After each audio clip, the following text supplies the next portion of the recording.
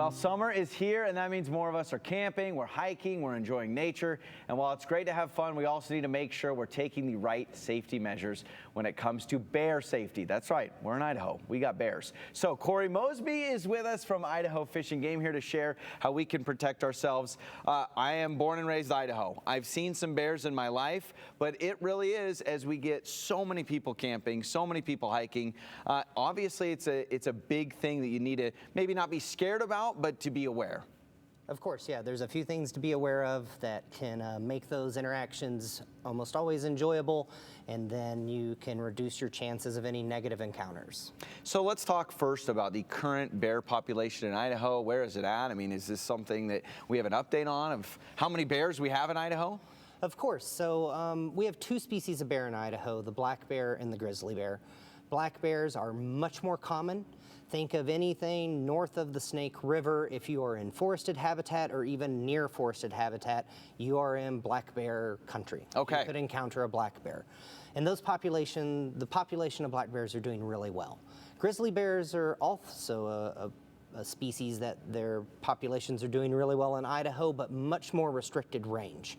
The most likely chance of encountering a grizzly bear is either going to be in the far north of the Panhandle or far eastern Idaho around Yellowstone National Park. Corey, you are making me a very happy camper in the Treasure Valley, because I always assume the moment I get like even close to McCall, I'm going to see a grizzly bear. So you're not saying it's impossible, but when you're talking about sightings of grizzlies, a lot less frequent in this actually like central Idaho area when you're talking like McCall and stuff? The two places I mentioned are where we have resident animals. Okay. You can have an occasional like single individual that may do, we jokingly call it like a walkabout.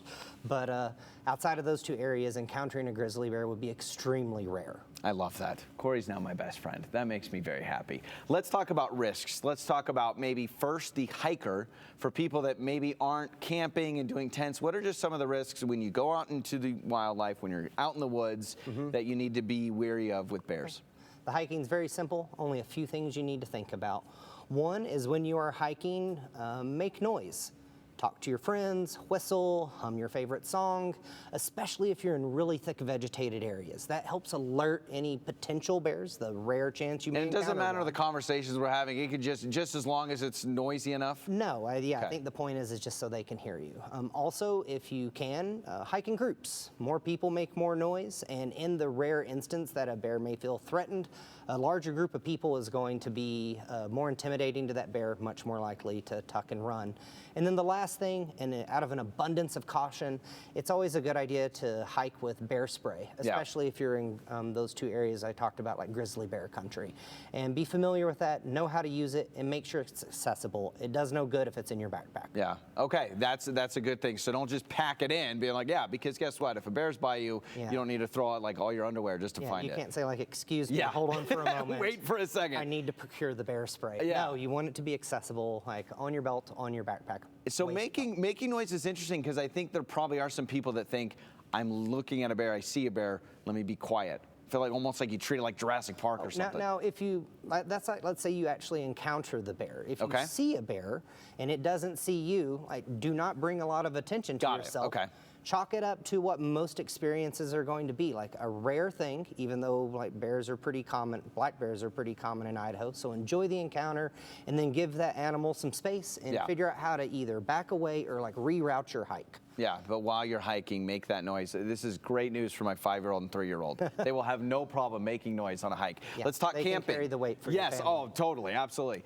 Camping, I've heard things like, store your food up. What are some camping tips? You're staying overnight, you're in a tent for bears. This is the single largest encounter we have between people and bears, is when you're camping and you leave food or food-like attractants that are available to bears. So that's really what we need to worry about. Okay, so keep the food away. Yeah, not only food, but toothpaste, deodorant, chapstick that has a fruity smell. They're coming for my Colgate, is what you're saying? Anything Okay, that smells novel or interesting like that could be attractive to a bear. They're very food-driven. Okay.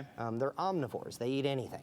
Okay. So you want to secure that if you are away from your campsite or when you are sleeping, and that's either in like a bear resistant container, like some coolers with a lock, inside your vehicle or your hard-sided camper or in your cabin with the windows up and the doors shut.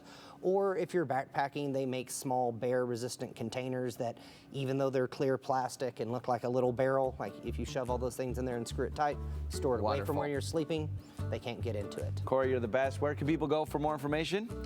Our website, follow us Okay. on social media, and if you have specific questions about any particular area of the state with bears, you can reach out to our regional offices. Corey Mosby, everyone. I'm excited to camp now. We'll have more Idaho Today coming up after the break.